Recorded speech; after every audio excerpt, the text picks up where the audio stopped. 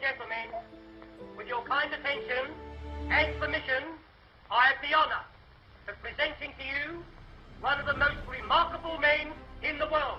How remarkable? He's swift. Hello. My name is Fritz KO, and welcome to my YouTube channel, Fritz KO Vids.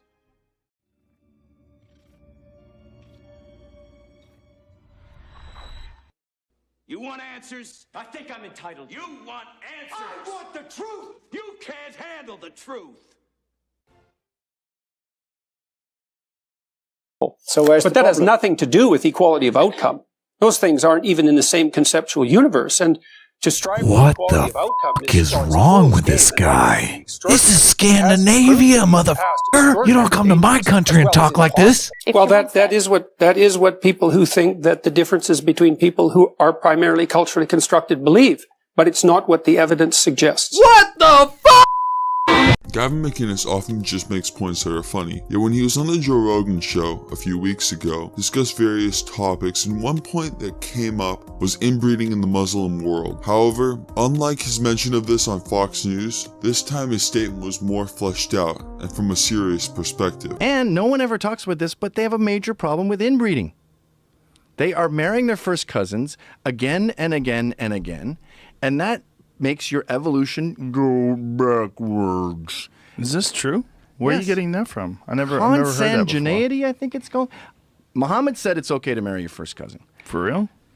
And you do that once or twice, it's pretty bad. And you do it for 40 generations, and now you're going back in time.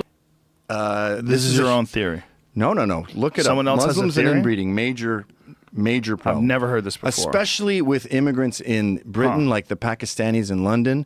They'll have all kinds of serious inbreeding problems because that's an even smaller sample size you're dealing with. Huh. And every time I bring this up, people go, yeah, what about white people, hillbillies? They were inbreeding, or royalty, they were inbreeding. And I go, yeah. And it went real bad. It was a bad move. We learned the hard way. We saw Deliverance. Drop yourself in for this. 70% of all Pakistanis are inbred. And in Turkey, the amount is between 25 to 30%. More stillbirths among immigrants. A rough estimate reveals that close to half of everybody living in the Arab world is inbred. A large percentage of the parents that, this is blowing my mind, large percentage of the parents that are blood, where's this coming from? What is this website? I blog posted it before I came here. PJ Media, but these are all the sources that went to this. This source is reproductivehealthjournal.com. This is a BBC investigation that went to it. So listen to the BBC investigation in Britain several years ago revealed that at least 55% of the Pakistani community in Britain was married to a first cousin. The Times of India affirmed that, in quotes, this is thought to be linked to the probability that a British Pakistani family is at least 13 times more likely than the general population to have children with the recessive genetic disorders. Holy shit. BBC's research also discovered that while British Pakistanis account for just 3.4% of all births in Britain, they accounted for 30% of all British children with recessive disorders and a higher rate of infant mortality. What in the fuck?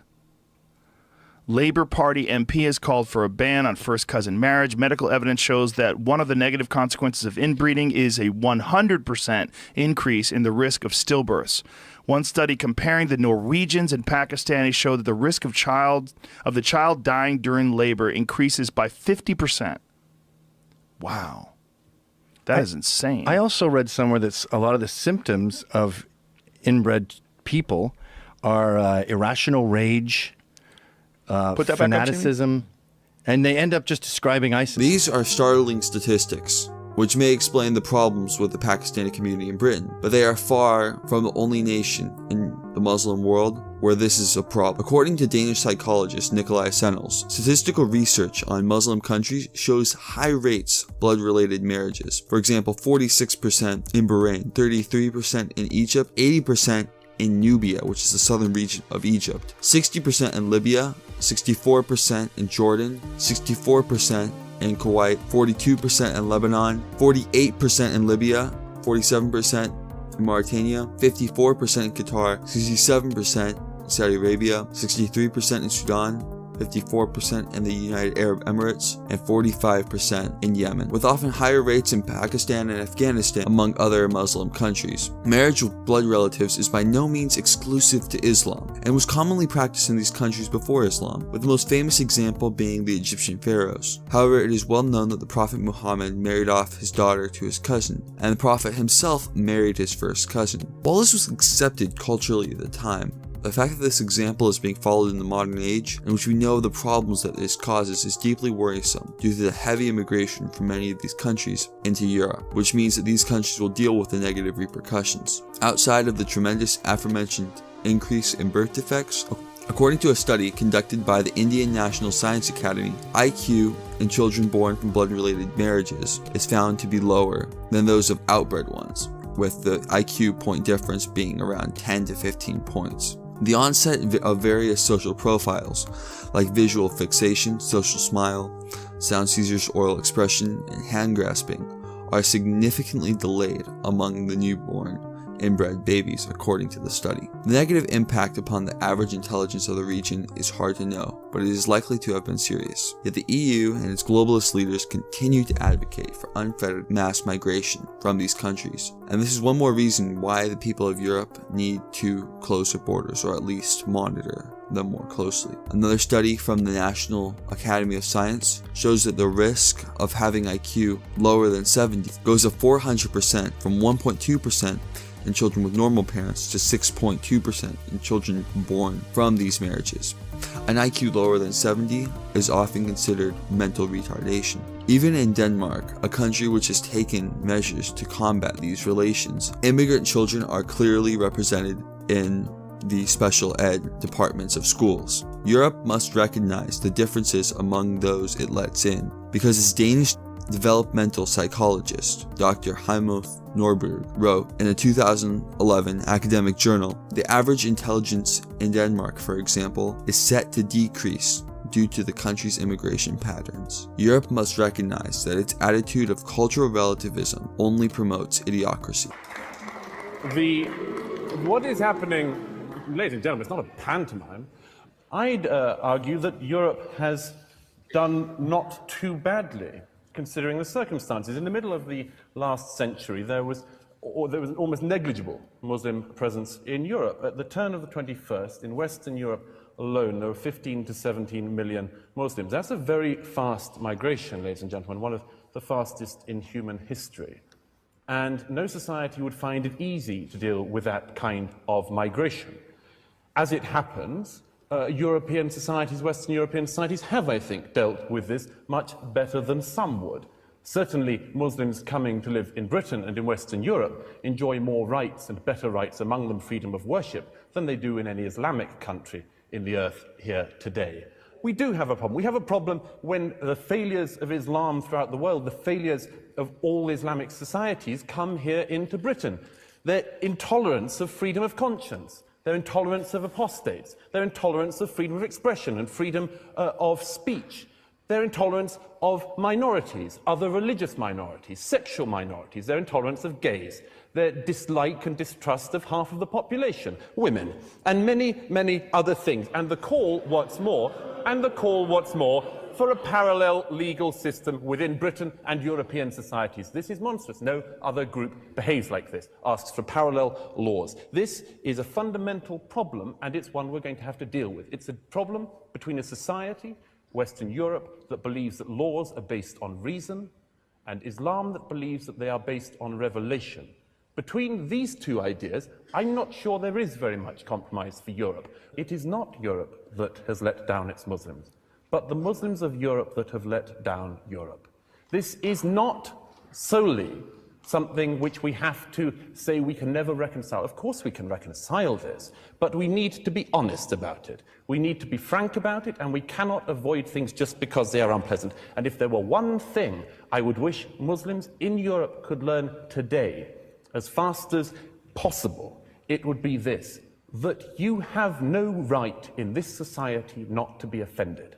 You have no right to say that because you don't like something, you can commit violence, or you would like something to be stopped or censored. You have no right to have more hate laws, or hate crime laws, or hate speech laws, just to defend Islam. You have to realize, the Muslims of Europe have to realize, that a society in which even your deepest feelings can be trodden upon is the only society worth living in. And the sooner we can learn that, the sooner that Islam can learn that within Europe, the better. It is not Europe that has failed its Muslims. It is Islam that has failed Europe. I'd argue Islam has failed its Muslims. Thank you. I had a question to a few questions to Mr. Murray. I don't think it's the Muslims of Europe that have failed, the Muslims of Europe that have failed Europe. I think it's exactly the opposite. One of the things you said, it was actually a few Muslims, crazy Muslims, I think, who sort of flew the plane into those buildings. But was Hitler a Muslim by any chance? Because I'm not sure that Muslims had anything to do with the Holocaust. You talked about how Europe has dealt with this problem, and what you basically have alluded to in the 6 minutes that you had are that Muslims are a problem. And you're from the organization called the Center for Social Cohesion, and it's worrying that to have you talk about these things in this manner. What you are basically alluding to is that Muslims are external to Europe, and it's worrying that you see it that way, because then that means there is no chance of there being any solution to any problem, or Muslims being seen as a part of Europe and being seen as European citizens. Thank you. I just want to pick up something that Douglas Murray said. I'd like to ask you, when you talk about the Muslims that are the problem, which Muslims are you talking about? Because you keep slipping in your language to focus on the radicals, the extremists. Maybe that's because that's what you're interested in. But there's another whole set of Muslims out there who are not like that. I just want to make a quick comment to the throwaway comments made by Douglas Murray about Muslim women and Islam and its way it treats women. And I think that Muslim women are quite capable of speaking for themselves. And I think the sort of myths people like you put in the public arena, and I've heard other similar arguments from BNP and all that kind of stuff, they think it justifies their argument by saying, well, Islam treats 50% of its population in a really derogatory and whatever way that you like to explain it. I'm a British female. I love this country and I give this country. Now you're calling me a problem. I don't think I am. I think you are. Second point is, as a Muslim female, okay, my parents might not let me go somewhere late at night because people are racist to me. They tell me to go back home and they hurt me. I got hit by 2 white guys and they laughed at me because I'm a scoffy, okay? Last point is to Mr. Fleming, about the point where you said about the religion, changing religion. Every person has the right to. No one says anything about that. But if you had a daughter or a son that wanted to become a Muslim, would you be happy about that? I don't think so. Hypothetically speaking, Douglas Murray, what would you say to that lady? No, of course it wouldn't bother me. I mean, I would hope that if somebody has access... Look, what Fleming and I are arguing for is that people have the right to access all of the kind of opinions, all of the knowledge that they can. That means, among other things, having, for instance, access to all of the criticism that should be written of the Quran and of Islam. And if they weigh up after knowing all of these things and having access to all of them that they would like to become Muslim, I don't have a problem with that. All right. Good, you want? I'd just like to make a comment on one of the cases that Petra made, which was about Ahmed Abu Talib, a very distinguished public figure in Holland. What you failed to mention when you mentioned him as a great success story of the Netherlands, which I agree he is that after the murder of Theo van Gogh in 2004, he had to go under 24-hour protection because his name was found on a hit list from a radical cell nearby. We cannot simply take, Petra, the terrific success stories and ignore things like that. It is no small thing that a Muslim politician who speaks out should be targeted for assassination in his home country of the Netherlands. There are many Muslims and Muslims. People are saying, you are welcome here, and then in their own country. I'm sorry, I'm at home. I'm at home. What are you talking about? Don't talk about. So, talk to me. I'm sorry.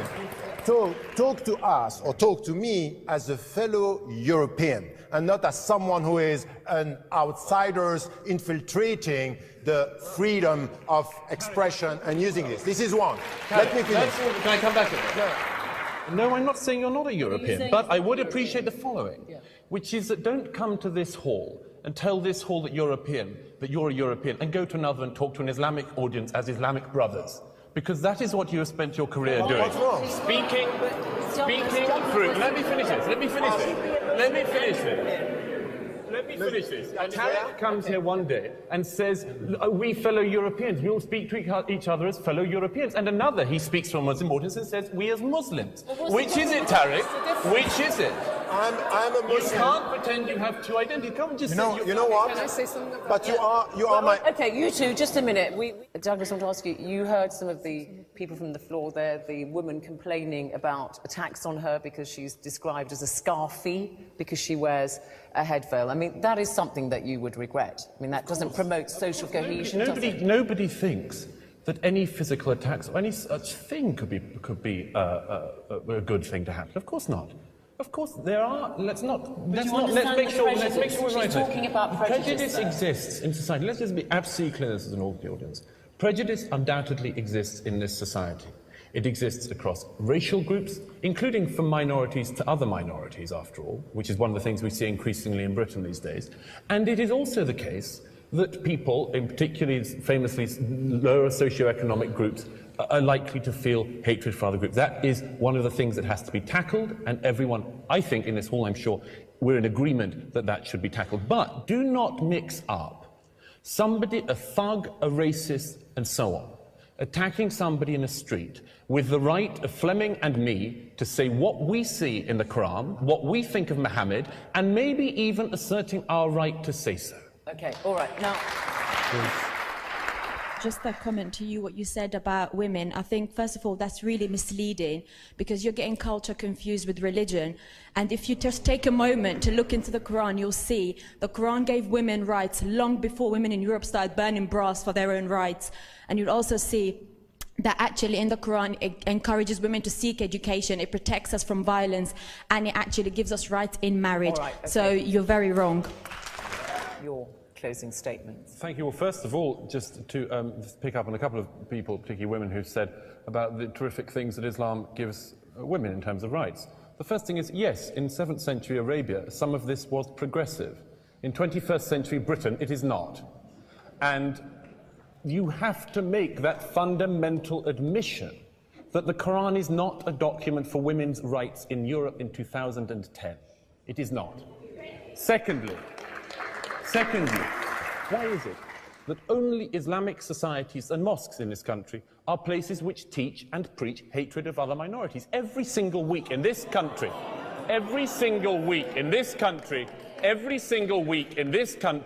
there are people on campuses who teach the murder of minorities.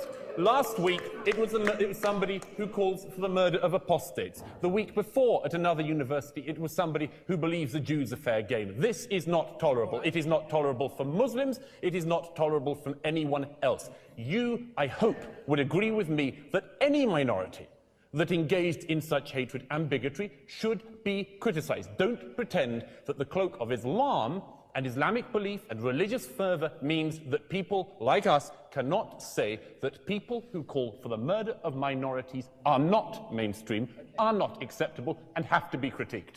So Europe is failing its Muslims.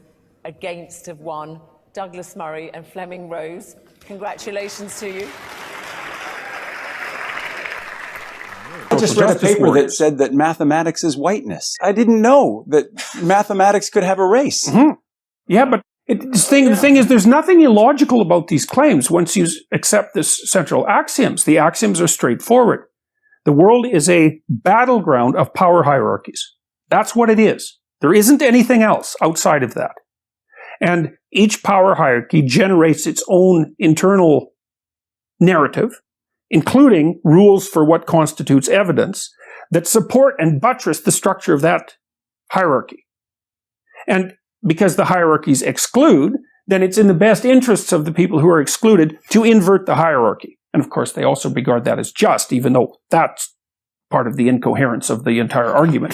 That's where they have to turn to Marxism. But make no mistake about it.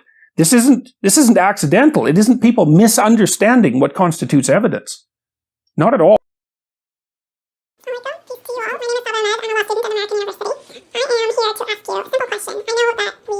Portray Islam and all Muslims as bad, but there's 1.8 billion Muslim followers of Islam. We have 8 million plus Muslim Americans in this country, and I don't see them represented here. But my question is, how can we fight an ideological war with weapons? How can we ever end this war? The jihadist ideology that you talk about, it's an ideology. How can you ever win this thing if you don't address it ideologically? Great question. I am so glad you're here, and I am so glad you brought that up because it gives us an opportunity to answer. What I find so amazing is, since the beginning of this panel, which we are here about Benghazi attack against our people, not one person mentioned Muslims. We are here against Islam, or we're launching war against Muslims. We are here to discuss how 4 Americans died and what our government is doing. We were not here to bash Muslims. You were the one who brought up the issue about most Muslims, not us. And since you brought it up, allow me to elaborate with my answer. There are 1.2 billion Muslims in the world today. Of course, not all of them are radicals. The majority of them are peaceful people. The radicals are estimated to be between 15 to 25% according to all intelligence services around the world. That leaves 75% of them are peaceful people. But when you look at 15 to 25% of the world's Muslim population, you're looking at 180 million to 300 million people dedicated to the destruction of Western civilization. That is as big as the United States. So why should we worry about the radicals, 15 to 25%? Because it is the radicals that kill. Because it is the radicals that behead and massacre. When you look throughout history, when you look at all the lessons of history, most Germans were peaceful. Yet the Nazis drove the agenda. And as a result, 60 million people died. Almost 14 million in concentration camps. 6 million were Jews. The peaceful majority were irrelevant. When you look at Russia, most Russians were peaceful as well. Yet the Russians were able to kill 20 million people. The peaceful majority were irrelevant. When you look at China, for example, most Chinese were peaceful as well. Yet the Chinese were able to kill 70 million people. The peaceful majority were irrelevant. When you look at Japan prior to World War II, most Japanese were peaceful as well. Yet Japan was able to butcher its way across Southeast Asia, killing 12 million people, mostly killed with bayonets and shovels. The peaceful majority were irrelevant. On September 11th in the United States, we had 2.3 million Arab Muslims living in the United States. It took 19 hijackers, 19 radicals, to bring America down to its knees, destroy the World Trade Center, attack the Pentagon, and kill almost 3,000 Americans that day. The peaceful majority were irrelevant. So for all our powers of reasons and us talking about moderate and peaceful Muslims, I'm glad you're here. But where are the others speaking out? And since you are the only Muslim representative, thank you. And since you are the only Muslim representative here, you took the limelight instead of speaking about why our government, I assume, are you an American? You're an American citizen. So as an American citizen, you sat in this room and instead of standing up and saying a question or asking something about our 4 Americans that died and what our government is doing to correct the problem, you stood there to make a point about peaceful moderate Muslims. I wish you brought 10 with you to question about how we can hold our government responsible. It is time we take political correctness and throw it in the garbage where it belongs and stop calling it. Good evening. Just wanted to say thank you for coming to campus tonight and presenting your point of view. It's always valuable to have 2 sets of views going on at the same time. Very useful. My name is Jumana Imad Musa Ahmed Al-Bahri, and I'm a student here at UCSD. I was reading your literature. I found that much more interesting than the talk. And I found some interesting things about the MSA, which is an organization that's very active on campus, and it is hosting our annual Hitler Youth Week. You should come out to those events. If you could clarify the connection between the MSA and jihad terrorist networks, because last I checked, we had to do our own fundraising, and we never get help from anyone. So if you could clarify the connection between UCSD's MSA, or if you don't have such information, if you could connect other MSAs on UCs, because the connection wasn't too clear in the pamphlet. Just if you could clarify. Okay. Will you condemn Hamas here and now? I'm sorry, what? Will you condemn Hamas? Would I condemn Hamas? As a terrorist genocidal organization? Are you asking me to put myself on a cross? So you won't. I actually have had this experience many times. You didn't read the pamphlet because the pamphlet is chapter and verse. The main connection is that the MSA is part of the Muslim Brotherhood network as revealed in the documents. I don't think you understood what I meant by that. I meant if I say something, I'm sure that I will be arrested for reasons of Homeland Security. So if you could please just answer my question. If you condemn Hamas, Homeland Security will arrest you. If I support Hamas, because your question forces me to condemn Hamas. If I support Hamas, I look really bad. If you won't condemn Hamas, obviously you support it. Case closed. I have had this experience, I had this experience at UC Santa Barbara where there were 50 members of the Muslim Students Association sitting right in the rows there. And throughout my hour talk, I kept asking them, will you condemn Hezbollah and Hamas? And none of them would. And then when the question period came, the president of the Muslim Students Association was the first person to ask questions. And I said, you know, before you start, will you condemn Hezbollah? And he said, well, that question is too complicated for a yes-no answer. So I said, okay, I'll put it to you this way. I'm a Jew. The head of Hezbollah has said that he hopes that we will gather in Israel so he doesn't have to hunt us down globally. For it or against it? For it. Thank you. Thank you for coming and showing everybody what's here. And you're wearing a terrorist neckerchief. If you understood... you didn't hear the lady. Could you please answer my question? You don't get to make a speech. Yes, sir. I want to talk about oppression for a moment, if you don't mind. Sure. I'm going to play a little clip here from one of your lectures so that we're really grounded in what you said. You're oppressed, you're oppressed, you're oppressed, you're oppressed. God only knows why. Maybe you're too short, or you're not as beautiful as you could be, or, you know, your grandparent was a serf, likely, because almost everybody's great-grandparent was. It's like, you know, and you're not as smart as you could be, and you have a sick relative, and you have your own physical problems, and it's like, frankly, you're a mess. And you're oppressed in every possible way, including your ancestry and your biology, and the entire sum of human history has conspired to produce victimized you with all your individual pathological problems. It's like, yes, true. Do you ever worry that saying something like that might create a false equivalency between different kinds of oppression? No, because I'm not willing to view the world through the oppression identity politics lens. And I think the fact that we do that virtually reflexively now is extraordinarily dangerous.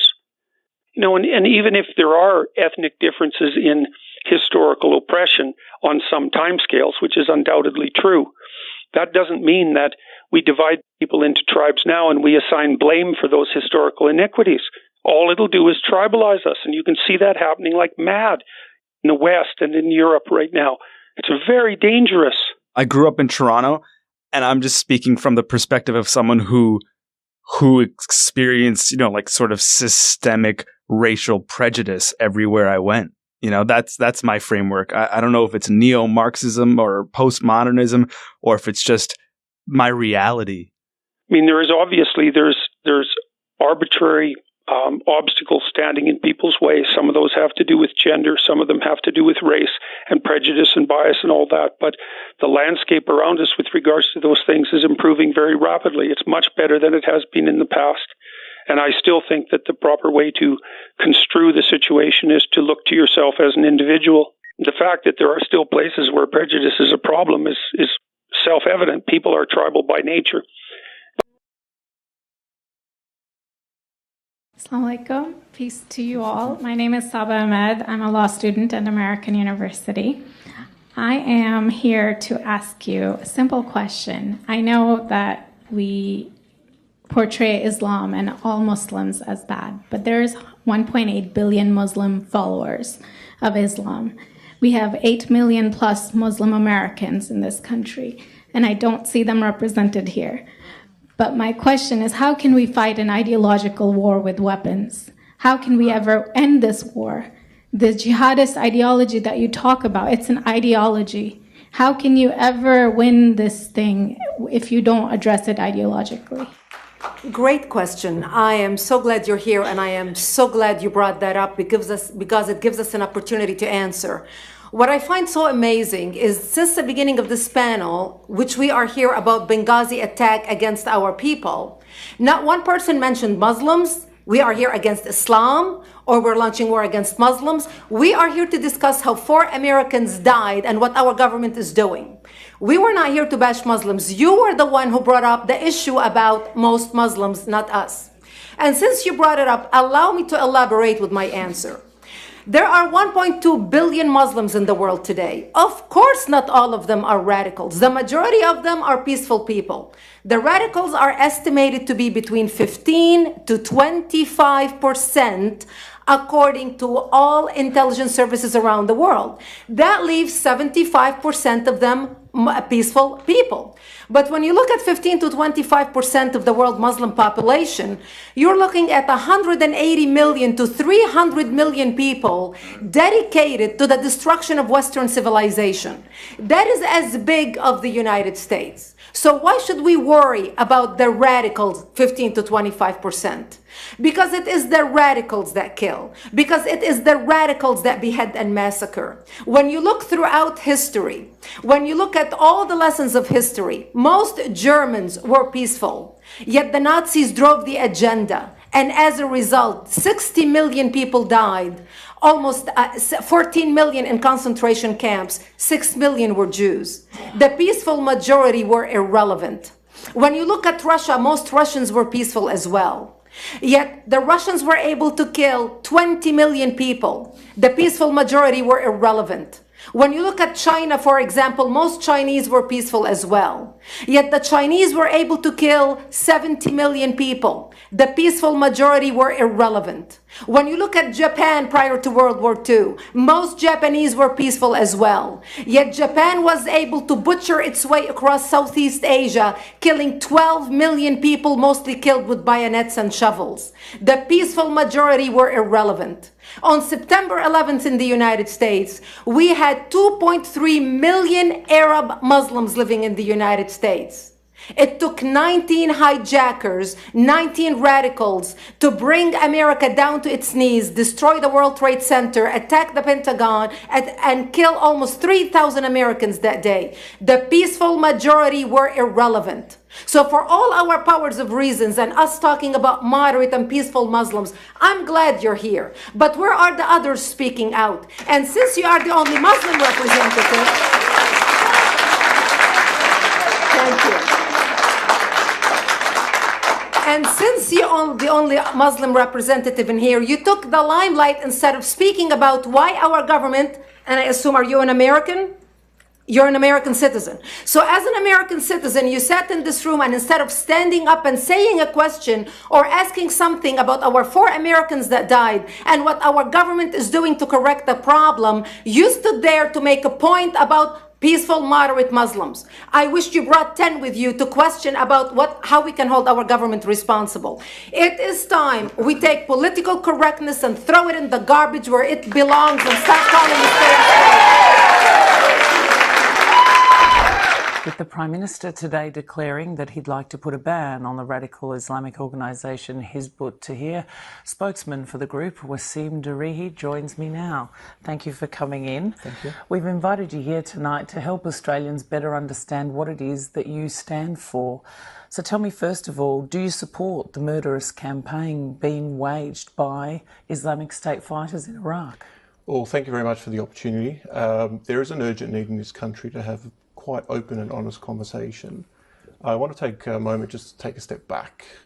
But I would like you to take this moment to my question, only because we'll have some time to go through a number of issues, and I don't want to run out of time. We won't run out of time. We'll definitely address the most important and pertinent points. The first point is this, that when we discuss the events in the Middle East, in the Muslim world, our entry point shouldn't be what ISIS is doing or not doing. ISIS exists in a particular context. What's that context? That context is a century more of colonial occupation. And I don't want to talk to you about the context at this point in time. I want you to address the very specific nature of my question, which is the tactics that this group is employing. Do you support them or not? The fact that we don't want to have this discussion now is indicative of where the entire discussion around the war on terror narrative goes. The fact is, the entire response is what Muslims are doing or may not be doing. But no one legitimately or sincerely is discussing what Western governments are doing in the Muslim world. Groups like ISIS or Al-Qaeda don't exist in a vacuum.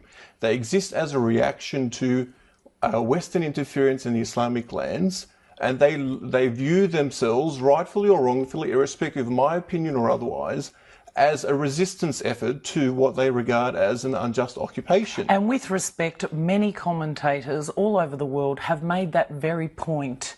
What I'm asking you specifically is their tactics. Of course, people are angry. We understand that. But what I'm asking you is the tactic that's being employed to push back. Do you support it? Well, let me explain something very clearly. Answer my question, please. I'll explain to you why the question itself is quite disconcerting. Because what we're talking about is a particular reality where millions have lost their lives. Countries have been destroyed. You are clearly homes, obfuscating, and I did not invite you onto this program. I reject the accusation. I'll say very clearly. Why will you not point blank condemn the actions of IS because fighters? The question itself is men offensive. who cut off the heads of innocent journalists and aid workers. Why will you not take the opportunity? You have a national platform here. Why don't you adopt the leadership that many have obviously given you responsibility for? Why won't you allow me to answer the question that I deem appropriate? I've answered the question quite directly. We're talking about a reality in which millions have lost their lives directly as a consequence of the foreign policies of countries like Australia. And made that point, but and what I hasn't been made, to make what that hasn't point. been made is what are we going to do about it? Will make there their own judgments and of course about they will. the and points I have absolute you trust have made. in the Australian and population. And now I would just draw you back to my question. Yeah, and I'll keep repeating the same point. This cannot possibly be our entry point in this discussion. Because why is the attention on ISIS, what ISIS is doing or not doing? Our position on ISIS is very clear. Our position on ISIS was released years before Tony Abbott wanted to make it a political issue. Okay, for those who haven't read it, tell me. We come from a very clear perspective. Our moral compass is not based on political expediency. Assad has been slaughtering hundreds of thousands, and Tony Abbott has not moved a single fighter jet to oust him from his position. How are we supposed to believe that this current mission is a humanitarian one? Because we were invited in by a legitimately elected government in Iraq. The question is on a matter of principles. Syria is in the midst of a civil war. That is a separate conversation to the one we are discussing here. We're talking principles. I am discussing with you the tactics of a group that is masquerading and of course it's behind a religion which many people who follow that religion do not agree with and in fact condemn. People like community leaders here in Australia like Dr. Jamal Rifi who has publicly condemned the actions of Islamic State. Why won't you do the same? My clear position is that we took a clear position on ISIS long before Western politicians wanted to use ISIS as the latest bogeyman. Let's not forget that 1 million people lost their lives based on a lie. Let's not forget the whole charade around the weapons of mass destruction. I don't think people forget that, and there have been Tony Abbott is wanting us to believe that the greatest threat to all of us is the actions of a group, of a handful of individuals, and no one wants to discuss what has caused the death of 1 million civilians in Iraq? Are you outraged by the image of an Australian-born child of 7 years old holding up severed heads like trophies in Iraq or Syria? Let me tell you what I am outraged by. So you won't even answer that question. Are you going to allow me to answer the question? Are you going to allow me to answer the question? If you wanted a one-way discussion, no. If you wanted a one-day discussion, I think you're the one who wanted the one-way discussion. You did not necessarily have to invite me. I am asking you legitimate questions, which you have obviously come here knowing you didn't want to answer. Because you're not getting the answer you want. Because you're not getting the answer you want. In many cases, I just want a yes or no. Let me make it very clear. You've invited me onto this platform to express my views. Yes. You're not allowing me to do that. But you want to express your views quite separate to the questions that I'm putting to you. I'm answering the question that I deem appropriate. Okay, let me ask you a different question, and let's see if you might engage with that one. Your group is calling for a caliphate governed by Sharia law. What would that look like in Australia? This is the absurdity of this entire discussion. Why is the focus, given the context of war and terror, entirely upon what Muslims are doing or not doing? Okay, let me ask you another one. Okay, you're not going to engage with that one. No, let me be very clear. Just because you don't get the answer you want, just because I'm not reinforcing an Islamic phobic narrative that justifies the wholesale slaughter of entire populations. Any supposed I'm explaining the context in which this entire discussion is happening. Putting a line in the sand all you're doing is reinforcing the view. Yes or a no about what your position to talk over each other. Your job is to ask the questions and to listen to my response. If you wanted to push an agenda, let's swap seats. But if you wanted to my job communicate is not a position, to ask questions and of have you course it is. answer something entirely different. Your job is to ask the question and to canvass my opinions. That's why I was introduced into this program. If you wanted to dictate my response, if you wanted to dictate terms of acceptability, then take my position. But ask me a question and at least afford me the respect for the opportunity to answer it. I come from a very clear point of view that as Muslims, we have a fixed moral compass that says it's unequivocally, under any conditions, it's an aberration to kill innocent civilians. Tony Abbott cannot say that. John Howard dismissed the slaughter of 500,000. Okay, let's dismissed the knock slaughter down. of 500,000 civilians as an embarrassment. Let's talk about morality here. Let's talk about who is the greatest threat I think people to are civilian very life. clear of your point of view. They're clear on that point of view. You've expressed it a number of times. Yes. Now And let what's me my ask message? you My this. message is this is where the discussion needs to be. Will you take this opportunity now to urge young Muslim men here in Australia not to join Islamic State fighters in And Iraq I'll and answer it the Syria? exact same way. The war on terror narrative works in this way. It presents the West as the good guy and Muslims as the bad guy, and we are what represents an existential threat to the entire world. That's an absurdity. It is not Muslims who are flying B-52s. It is not Muslims who are dropping bombs from their fighter jets. It is not Muslims who are occupying foreign lands. But it don't is come to Islamic me. State No, fighters don't come to me who and are pretend killing that the greatest Muslims. threat to all They're of us. killing Christians. We're talking about They're opinion. murdering Kurds. I'm glad you raised that point. Do you know why? Because how are we expected to believe that the West is concerned about the life of minorities when it is the majority that is being slaughtered? How are we supposed to take those arguments seriously? How are we supposed to take the moral compass seriously when people like Madeleine Albright dismisses lives of 500,000 or Will a you million answer through just sanctions? one question that I I'm asked answering you, very clearly. specifically addressing the question I'm asking you? Just because you don't like the answer doesn't mean I'm not answering the question. But will you do me a favour and answer one question? I'm doing the public a great favour by refocusing this discussion where it needs to be. Ask yourselves very clearly, the Australian public, I believe in the Australian public more than Tony Abbott does. I believe What do you think the Australian that as public human will beings, make? they will What will the identify Australian with public innocent make life of the fact that taken you wrongly will anywhere not? around the world. What will They the understand this Australian point. public make of the fact that you will not sit here and tell your fellow Muslim men not to join Islamic State fighters in Iraq and Syria? I believe 100% that the Australian public will see through the rhetoric. Tony Abbott and others who adopt his script are famous for their dog whistle politics, are famous for their policies around marginalisation and xenophobia. That's not some great new revelation. They campaign on this basis specifically because they don't want to confront the truth. And the truth is, it is not Muslims who are occupying foreign lands. It is not Muslims who are killing millions of civilians. And it is not Muslims who are shaking hands with barbaric tyrants. Foreign lands? Barbaric Where tyrants. are we occupying after foreign 300,000 Okay, lives now have I'm been lost engaging in with Syria. your comments. Where are we? Iraq, Afghanistan. We're not supporting occupying an Iraq. international architecture we're that not- enslaves entire populations. We're not occupying Iraq. You can place whatever spin you like.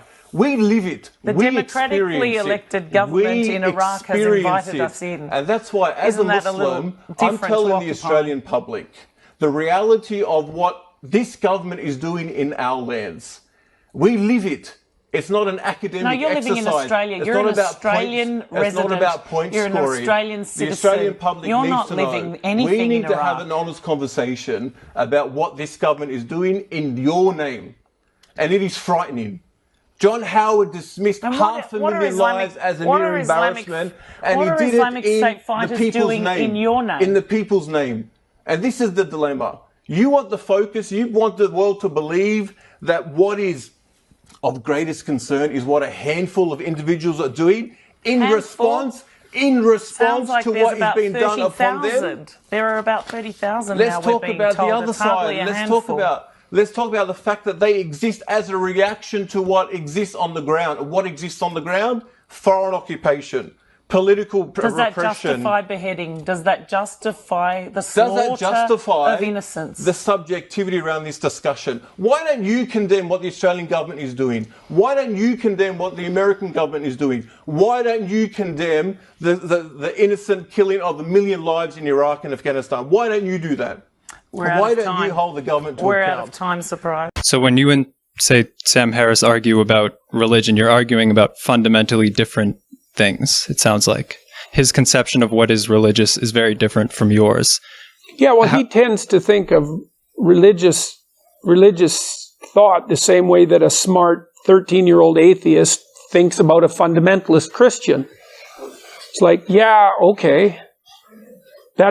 You're just not getting to the heart of the matter. You know, and I just finished reading all of Sam's books in the last couple of weeks. And as far as I'm concerned, he doesn't ever get to the bottom of the issue. He doesn't address the fundamental thinkers. There are some profound thinkers. Dostoevsky's one, Tolstoy, Nietzsche, Jung. It's like they're completely absent from, and the same with Dawkins. It's completely absent. All that conceptualization is completely absent from their corpus of works. They don't even have an understanding for the psychological utility of religion. And it's a big problem. You know, you don't get to be an atheist when the people you attack are like naive fundamentalists. And I have some sympathy for the naive fundamentalists. It's like what they're basically saying is something like this. Look, we have an ethos that's valuable. You scientist types are casually dismantling it. What the hell are we supposed to do? Well, the fundamentalists don't know what to do about that. So they say, well, creationism is science. It's like, well, no, it's not. But that doesn't mean that they don't have a point. Their point is there's something valuable here. It's like, don't break it casually. What are you going to replace it with? The new atheists wish that everybody becomes rational. It's like, yeah, sure, that's going to happen.